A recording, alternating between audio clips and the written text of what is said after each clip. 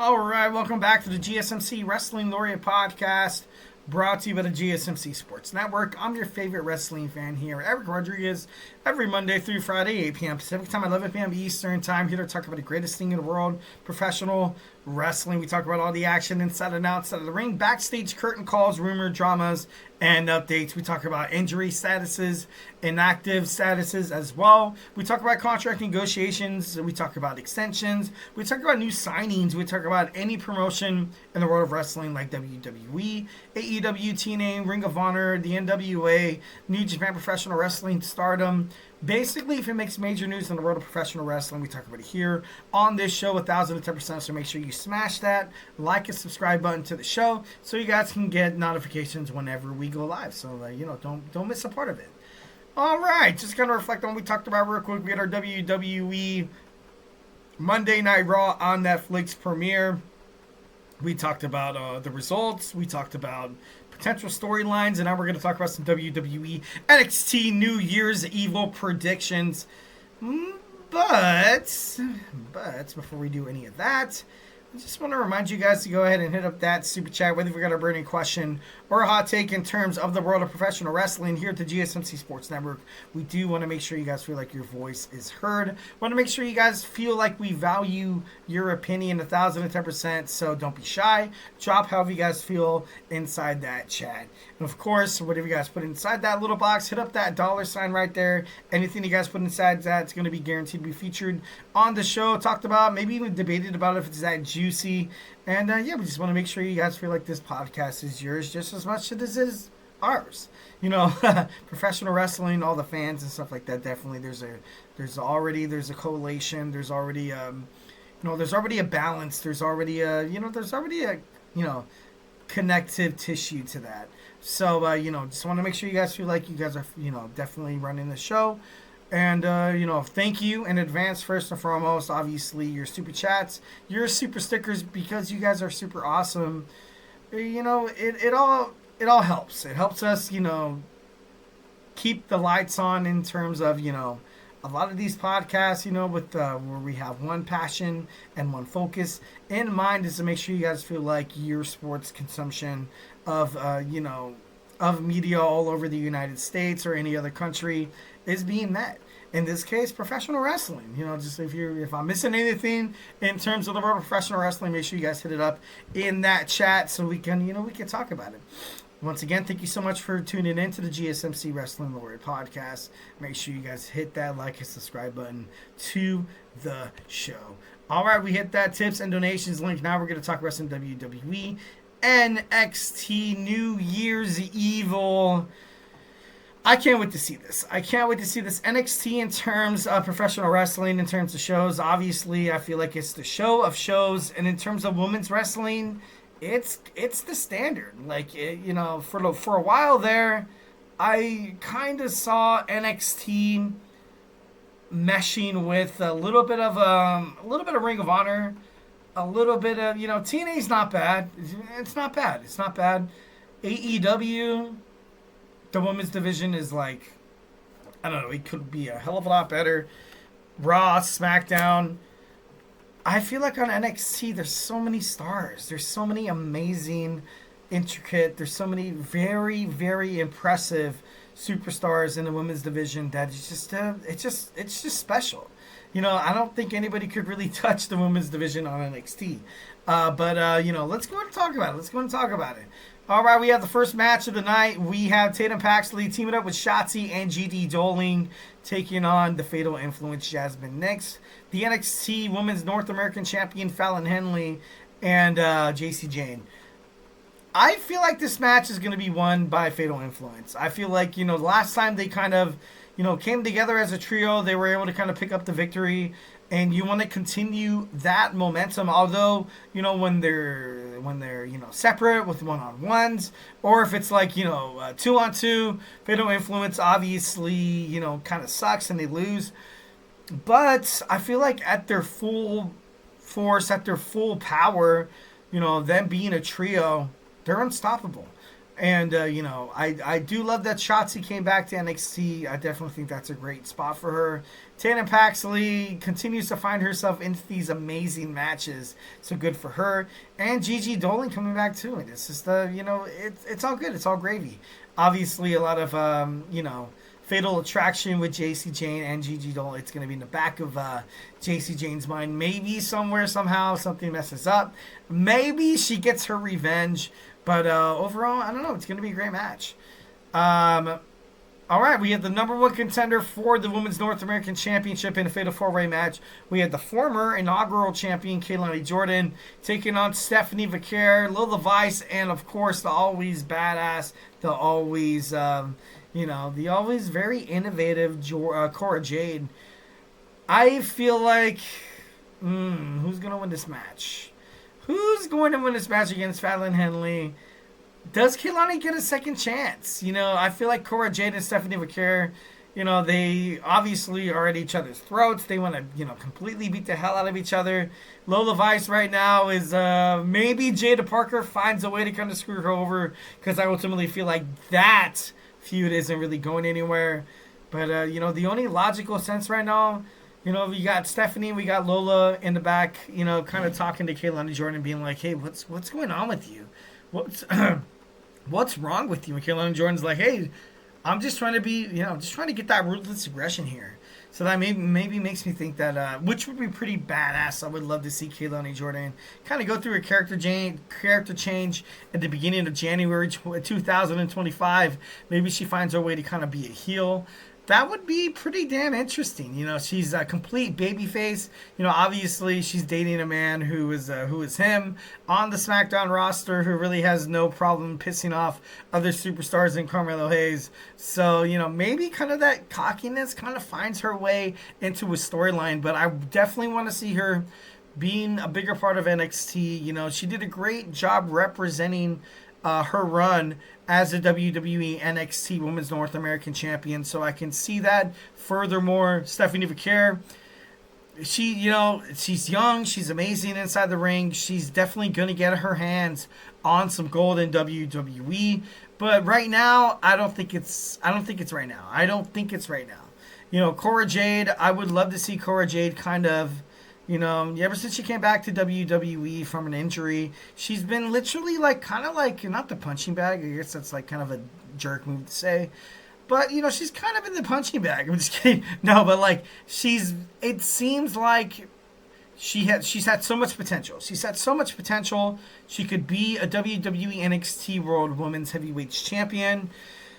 And then now she aligns herself with the champion, though, with the current champion, Roxanne Perez. And now it seems like all of her storylines are kind of faltering. I would love to see her kind of step out of the shadow of Roxanne Perez and become that number one contender. And maybe during the match you're going to see Stephanie Vaquer, Lola Vice, and Keilani Jordan kind of being at odds with each other. And then bam, Cora Jade, with the roll up, with the crucifix pin, finds a way to get that 1, 2, 3. So I could definitely see that happening as well.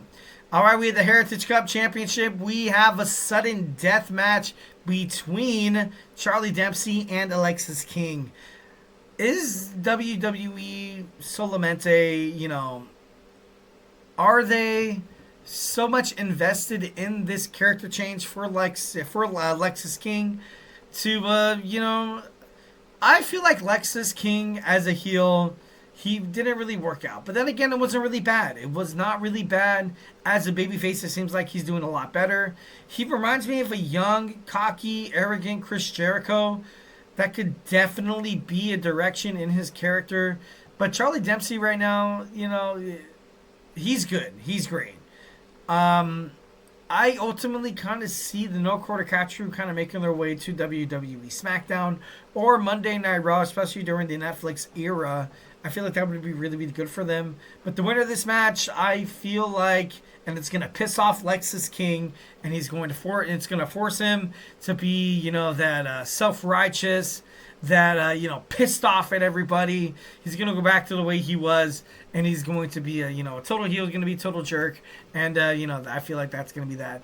Roxanne Perez defending her NXT Women's World Heavyweight Championship against the international sensation from Stardom. Obviously, one of the best women's wrestlers in the world, Julia.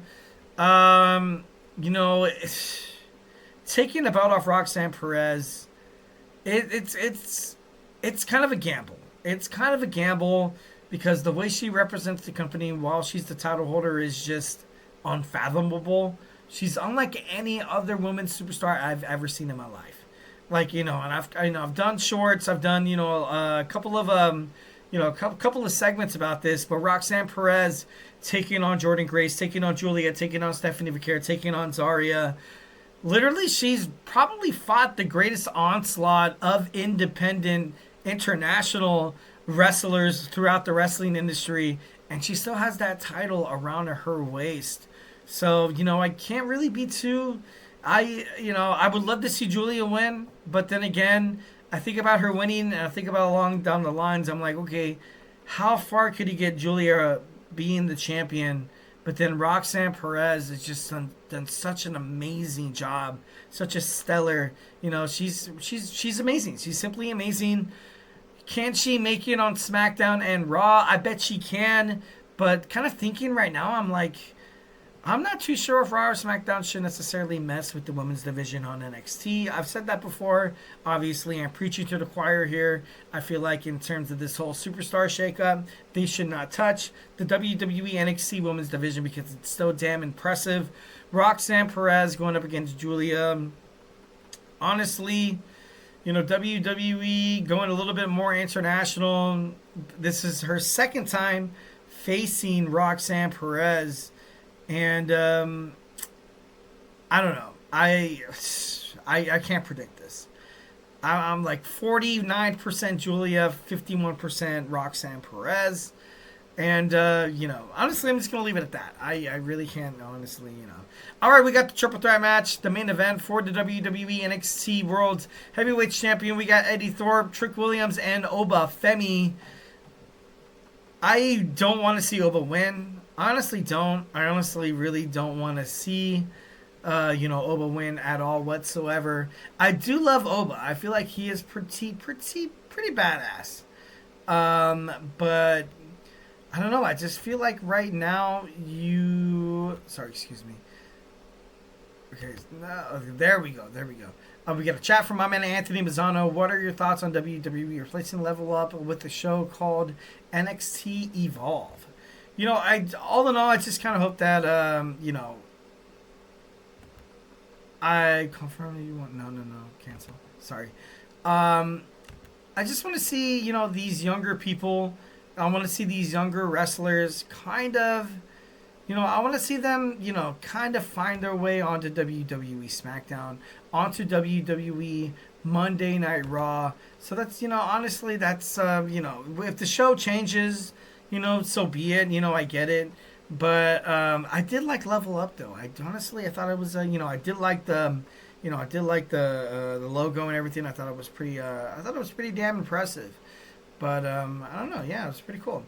All right. So sorry, excuse me. Okay. Obviously I feel like Trick's going to he's going to retain the title. Eddie Thorpe, though, would be a wild card. Obviously, I feel like they kind of already used that card earlier this year. Well, not earlier this year in July when they had, Heat Wave. Ethan Page winning. Once again, Trick Williams loses the match when he's not pinned. Oba Femi could definitely represent the WWE NXT Championship in a well-mannered way. I can see that. Trick Williams maybe making his way up to the main roster. I don't, although I would love to see it, but I just don't see it right now.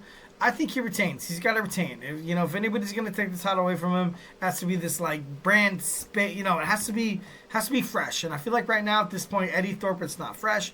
Oba Femi coming off of the longest reigning NXT North American Championship. I don't feel like that's in the future as well. I feel like somebody in the end is going to screw over Oba Femi. I gotta be honest. Or Oba finds his way onto the Raw roster or SmackDown roster, which would be pretty badass. I would definitely love to see that as well. We got a couple chats here with my man Anthony Mazzano. For me, character like Oba, it's fine without a title. It would be cool for him to have it, but he doesn't need to have the NXT Championship, and I agree 1,010%. He already has this huge persona inside the locker room to the point where, he does not need a title. You're right. He does not need a title to be feared. He does not need a title to be respected. He does not need a title to ultimately be involved in the storylines of NXT. Thorpe is there to take the pin. There is no way to have Oba take the... Yeah. No. I agree with that 1,010%. Honestly, that's exactly why Eddie Thorpe is there. No reason, no which way, or, whatsoever. I definitely love that take by Anthony Mazzano.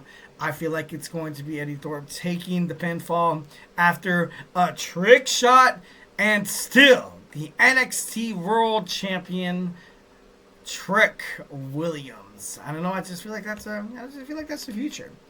All right, guys. So hey, do not go anywhere. We're gonna jump on into our next segment, which is We're gonna talk about some of the best moments on Monday Night Raw. So if you guys remember some of the Monday Night Raw episodes in 2024, make sure you drop them inside that chat so we can talk about them. But I have my top, my handful. So grab your favorite snack, grab your favorite ice cold beverage, and join me here in about 25 seconds. So hey, do not go anywhere.